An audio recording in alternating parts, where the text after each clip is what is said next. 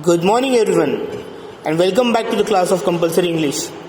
I am your teacher Rajiv Taide, and we are looking at the chapter, and the name of that chapter is Struggle for an Education. It is a part derived from the autobiography of R. Booker, and the name of that autobiography is Up from Slavery. Booker Washington is telling us how he has reached to that Hampton University, Hampton School, and what kind of struggle he has gone through. And while dealing with that, we also get a lesson that life is not as easy as we think. We need to struggle hard to get success in life. So, moving towards a further part of the story, I will read the text and I will explain it to you. तर पहा, आतापर्यंतच्या स्टोरीमध्ये आपला जो लेखक आहे Booker T Washington हा अगदी जवळपास जाऊन पोचला होता हॅम्प्टन युनिव्हर्सिटीच्या. 500 मैलांचं अंतर आता जवळपास 82 मैलांपर्यंत राहिलं होतं आणि त्याला आता तिथून पुढे जायचं होतं. तर बघूया आपण तो काय करतोय. My work pleased the captain so well that he told me if I desired I could continue working for a small amount per day.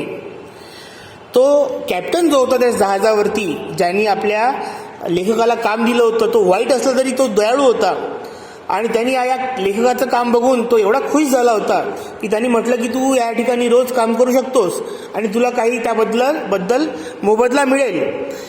This I was very glad to do. आणि मला ते काम करायला फार आवडलं कारण की माझ्याकडे दुसरा त्यापेक्षा चांगला पर्याय उपलब्धच नव्हता. I continued working on this vessel for a number of days. त्या जहाजावरती, तर त्या जहाजाला त्या ठिकाणी पात्र म्हटलेलं आहे, वेसल म्हणजे पात्र. तर त्या पाण्यावरती तरंगणाऱ्या त्या पात्रावरती काम करायसाठी मी प्रयत्न केला आणि जवळपास भरपूर दिवस मी त्या ठिकाणी काम केलं.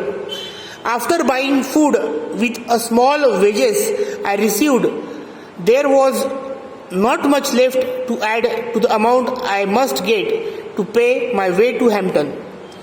त्या ठिकाणी काही दिवस काम करून, काही अन्न विकत घेऊन आणि थोडेफार माझे जे खर्च आहेत ते भागवून त्या ठिकाणी मला पुढे जाण्याकरिता जास्त काही उरलेलं नव्हतं आणि मला तिथून आता हॅम्प्टनला जायचं होतं. In order to economize in every way possible so as to be sure to reach Hampton in a reasonable time. त्या ठिकाणी मला जेवढं काही त्या ठिकाणी मला काम करायचं होतं त्या गोष्टीचा, त्या पैशांचा मी अगदी अर्थशास्त्र तज्ज्ञाप्रमाणे त्या गोष्टीला काय केलं म्हणते डिवाइड केलं आणि शॉर्टेस्ट पॉसिबल वे त्या ठिकाणी मी शोधला आणि अगदी मोजक्या वेळेत मी त्या ठिकाणी पोहोचेल याची मी खात्री करून घेतली. I continued to sleep under the same sidewalk that gave me shelter the first night I was in Richmond. मी त्याच रस्त्याच्या बाजूला जो एक फुटपाथ होता त्याच्यावरून लोक चालायची त्या ठिकाणी मी पहिली रात्र काढली होती रिचमंड या ठिकाणी पोहोचल्यानंतर. तर त्याच ठिकाणी मी झोपायचो. Many years after that, the colored citizen of Richmond very kindly tendered me a reception. काही वर्षानंतर निग्रो रंगाची जी लोक आहेत त्या रिचमंड शहरातली त्यांनी मला खूप चांगल्या प्रकारे वेलकम केलं म्हणते. At which there must have been 2000 people pleasant. आणि त्या ठिकाणी जवळजवळ 2000 लोक आनंदी झाली होती म्हणते. This reception was held not far from the spot where I slept the first night I spent in that city. आणि जिथे माझा ते सत्कार त्यांनी केला किंवा ज्या ठिकाणी त्यांनी माझं वेलकम केलं, ज्या ठिकाणी त्यांनी मला एक पार्टी दिली, ते ठिकाण मी जिथे झोपत होतो त्या जागेपासून जास्त दूर नव्हतं. And I must confess that my mind was more upon the sidewalk that first gave me shelter than upon the reception, agreeable and cordial as it was. आणि मी तुम्हाला त्या ठिकाणी मनापासून सांगू इच्छितो की ज्या ठिकाणी मी माझी पहिली रात्र घालवली होती त्या ठिकाणी ती जागा जाऊन बघण्याची मला जास्त इच्छा होती ना की त्या लोकांनी माझ्यासाठी जो सत्कार ठेवला होता तो सत्कार स्वीकारण्याची. When I had saved what I considered enough money to reach Hampton. जेव्हा मी एवढे पैसे जमवले की मला आता इथून हॅम्प्टनला मला जाता येईल, I thank the captain of the vessel for his kindness and started again. त्या जहाजावरच्या त्या कॅप्टनला मी धन्यवाद दिला आणि तिथून मी पुढे निघालो. Without any usual occurrence I reached Hampton. आणि त्यानंतर कुठलाही अडथळा न येता किंवा जे माझा रोजचा एक भाग होता चालण्याचा किंवा जर्नीचा तो कंप्लीट करून मी त्या हॅम्प्टन या शहरात पोहोचलो. With a surplus of exactly 50 cents with which to begin my education. आणि माझ्याकडे फक्त आता 50 सेंट एवढेच पैसे उरले होते माझं शिक्षण सुरू करण्याकरिता. To me it had been a long eventful journey. माझ्याकरिता ही एक फार लांब अशी आणि खूप घटनांची क्रम असलेली ही एक काय होती, जर्नी होती, प्रवास होता. But the first side of the large 3-story brick school building seemed to have rewarded me for all that I had undergone in order to reach the place. परंतु जेव्हा मी पहिली दृष्टी त्या 3 मजली विटांच्या बनलेल्या त्या इमारतीकडे वळवली किंवा माझी दृष्टी या ठिकाणी पोहोचली, तेव्हा मला असं वाटलं की जणू मला काही एखादा पुरस्कार मिळाला त्या ठिकाणी येण्याकरिता जो मी श्रम घेतले त्या गोष्टींकरिता. If the people who gave the money to provide that building could appreciate the influence the sight of it had upon me as well as upon thousands of other youths. आणि ज्या कोणी ही जी बिल्डिंग बांधली असेल त्यांना जर appreciate करायचं असेल किंवा त्यांच्यावरती कुठला प्रभाव टाकायचा असेल तर माझ्यासारख्या या ठिकाणी येणाऱ्या हजारो विद्यार्थ्यांसाठी ती गोष्ट त्यांनी केलेली आहे. They would feel all the more encouraged to make such gifts. आणि त्यांना जर असं वाटलं की माझ्यासाठी ही गोष्ट कशी आहे, एखाद्या भेटवस्तूसारखी आहे, ही बिल्डिंग माझ्यासाठी एक भेटवस्तूसारखी आहे, तर त्यांच्या माध्यमातून हजारो अशा विद्यार्थ्यांना त्यांनी ती भेटवस्तू दिलेली होती. It seem to me the largest and most beautiful building I had ever scene.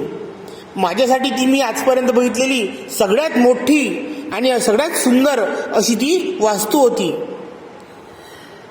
The sight of it seemed to give me new life. त्याच्याकडे बघितल्यानंतर मला असं वाटत होतं की मला जणू आता नवीन जीवन मिळणार आहे. I felt that a new kind of existence had now begun, that life would now have a new meaning. आणि त्या ठिकाणी माझ्या अस्तित्वाला, माझ्या जीवनाला एक नवीन दिशा, एक नवीन आयाम भेटला. आणि मला असं वाटलं की आता या ठिकाणापासून माझं एक नवीन जीवन सुरुवात होते आहे आणि माझ्या जीवनाला एक नवीन अर्थ या ठिकाणी मिळेल असं मला वाटलं. I felt that I had reached the promised land and I resolved to let no obstacle prevent me from putting forth the highest efforts to fit myself to accomplish the most good in the world. आणि त्या ठिकाणी मी जेव्हा पोहोचलो आणि मी असं मला त्या ठिकाणी वाटलं की हीच ती एक प्रॉमिस्ड लँड होती. वचन दिलेलं म्हणजे मला देवाने वचन दिलं आणि ती जागा मला मिळाली. आणि आता मी माझ्या संपूर्ण प्रयत्नांनी जेवढे मला प्रयत्न करता येतील पूर्ण तन मन धनाने मी त्या ठिकाणी प्रयत्न करेल आणि माझ्याच्यानी या पृथ्वीचं जेवढं काही भलं होत असेल, या लोकांचं जेवढं काही भलं होत असेल ते करण्याचा मी प्रयत्न करेल असं प्रॉमिस मी त्या ठिकाणी मला स्वतःला केलं. As soon as possible after reaching the grounds of the Hampton Institute I presented myself before the head teacher of the assignment to the class. त्या ठिकाणी पोहोचल्याबरोबर, त्या जमिनीवर पोहोचल्याबरोबरच हॅम्प्टन इन्स्टिट्यूटच्या संस्थेच्या मी त्या ठिकाणी मला स्वतःला सादर केलं एका शिक्षकापुढे जो क्लाससाठी असाइनमेंट घेत होता. Having been so long without proper food, a bath and change of clothing, I did not of course make very favourable impression upon her. त्या ठिकाणी ती बघा आता हर म्हटलेलं आहे म्हणून लेडी टीचर आहे हे कळलेलं आहे. आणि आपला जो लेखक आहे इतक्या शेकडो मैलांचा प्रवास करून तिथे पोहोचला होता. या प्रवासादरम्यान त्यांनी व्यवस्थित जेवणसुद्धा घेतलं नाही, आंघोळसुद्धा केली नाही आणि त्याच्या अंगावरचे कपडेसुद्धा ते घाणीने माखलेले होते. आणि म्हणूनच तो आता त्या व्यक्तीपुढे एवढा चांगल्या प्रकारे प्रेझेंट होऊ शकला नाही. म्हणजे कोणीतरी त्या व्यक्तीकडे पाहून त्याला आवडावं असा तो काही आता दिसत नव्हता. And I could see at once that there were doubts in her mind about my wisdom of admitting me as a student. आणि या ठिकाणी तिच्याकडे ते बघितल्यानंतर तिच्या डोळ्यात मला असं वाटलं की आता या ठिकाणी मला बघितल्यानंतर माझ्यामध्ये काहीतरी बुद्धिमत्ता आहे आणि ती मला तिचा विद्यार्थी म्हणून स्वीकारेल अशी कुठलीही शाश्वती मला तिच्या डोळ्यामध्ये दिसली नाही. I felt that I could hardly blame her if she got the idea that I was worthless, loafer or a tramp. आणि माझ्या मनात तेव्हा विचार आला की कदाचित तिला असं वाटलं असेल की तिच्या मनाची कल्पना यावी की हा एक मूल्यहीन लोफर म्हणजे असाच टार्गेट नसलेला गुंड प्रवृत्तीचा असा एखादा मुलगा आहे असं तिने मला समजायला नको. For some time she did not refuse to admit me. काही वेळेकरिता तिने मला त्या ठिकाणी ॲडमिशन देण्याचं नकारलं. Neither did she decide me in favour and I continue to linger about her. त्या ठिकाणी तिने मला कुठलाही माझ्याबद्दल झुकता कल सुद्धा देण्यास मला त्या ठिकाणी मनाई केलं आणि मी तिथे भरपूर वेळ रेंगाळत राहिलो. त्या ठिकाणीच मी फिरत राहिलो.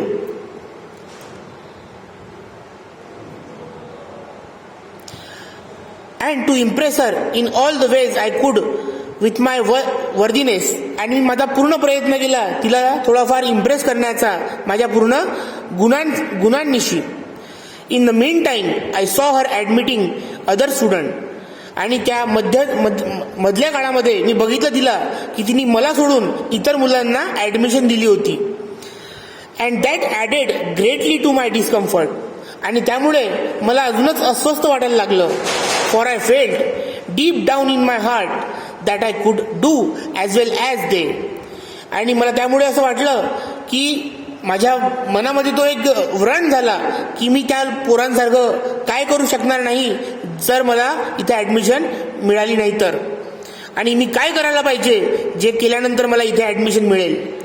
If I could get a chance to show what was in me. आणि मला असं वाटत होतं की मला एखादी संधी मिळायला पाहिजे की माझ्यामध्ये काय दडलेलं आहे जेणेकरून त्यांना माझ्यामध्ये कॅलिबर आहे असं जाणवेल.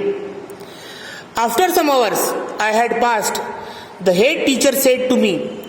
काही तास गेल्यानंतर ती जी प्रमुख शिक्षिका होती तिने मला बोलावलं आणि विचारलं, the adjoining recitation rooms need sweeping, take a broom and sweep it. त्या ठिकाणी ती जी एक रिसाईट करण्याची खोली आहे ज्या ठिकाणी पोरं पाठांतर करतात त्या खोलीमध्ये जा, झाडू घे आणि ती झाडून टाक. It awkward to me at once that here was my chance. आणि मला असं वाटलं की अरे चला लवकर एक संधी आलेली आहे, आपण हिचा ऐकून घेऊ आणि हिचा काम करू. Never did I receive an order with more delight. एवढ्या आनंदाने मी एखाद्याची आज्ञा कधीच ऐकली नव्हती. I knew that I could sweep, for Mrs. Ruffner had thoroughly taught me how to do what when I lived with her. आणि मला आठवलं की मी त्या ठिकाणी मिसेस रुफनरच्या घरी जेव्हा काम करत होतो तेव्हा मी किती चांगल्या प्रकारे स्वच्छता करायचो आणि मी शिकलो होतो की कशा प्रकारे स्वच्छता केल्या गेली पाहिजे. I swept the recitation room 3 times. मी 3दा ती पाठांतराची खोली झाडून स्वच्छ केली. Then I got a dusting cloth and dusted it 4 times. नंतर मी पुसायचा कपडा आणला आणि 4 वेळा ती खोली पुसून टाकली. All the woodwork around the walls, every bench, table and desk. प्रत्येक भिंत, प्रत्येक बेंच, प्रत्येक डेस्क, प्रत्येक टेबल त्या ठिकाणचा मी पुसून टाकला. I went over 4 times with my dusting cloth. पुसण्याच्या फडक्याने मी तो 4 वेळा स्वच्छ केला होता. Beside every piece of furniture had been removed and every closet and corner in the room had been thoroughly clean. प्रत्येक कोपरा, प्रत्येक काना त्या ठिकाणचा मी एकदम बारकाईने स्वच्छ केला होता. I had the feeling that in large measure my future depended upon the impression I made upon the teacher in the cleaning of the room. त्या ठिकाणी ती रूम क्लीन करताना माझ्या मनात हाच विचार येत होता की आता मला एक इम्प्रेशन क्रिएट करायचं आहे जेणेकरून ती व्यक्ती मला, ती टीचर मला त्या ठिकाणी काय करेल, ॲडमिशन देईल.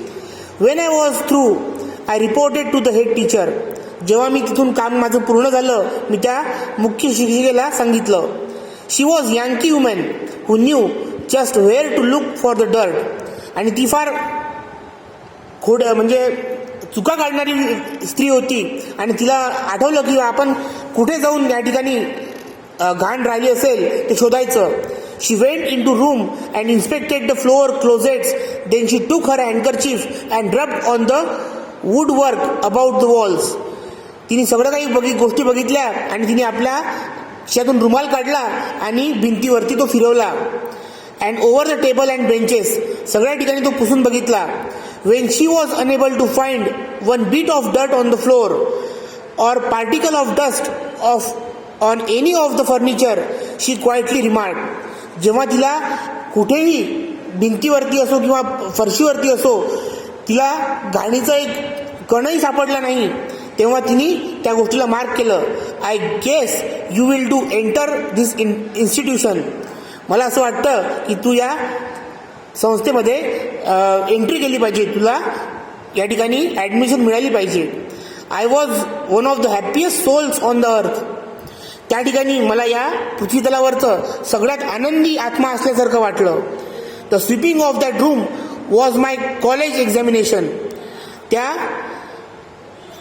खोलीमधली जी झाडपूस आहे ती माझ्यासाठी विद्यापीठाची परीक्षा होती. And never did any youth pass and examination for entrance into Harvard or Yale that gave him more genuine satisfaction. आणि एखादा हार्वर्ड विद्यापीठाची किंवा येल विद्यापीठाची एंट्रन्स परीक्षा पास करावी तसा तो आनंद मला त्या ठिकाणी वाटत होता, ते समाधान मला त्या ठिकाणी वाटत होतं. I have pass several examinations since then. मी तेव्हापासून खूप साऱ्या परीक्षा पास केल्या.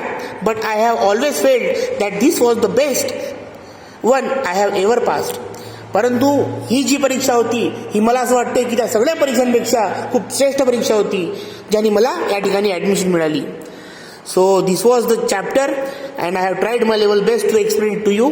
I hope you have understood the things well.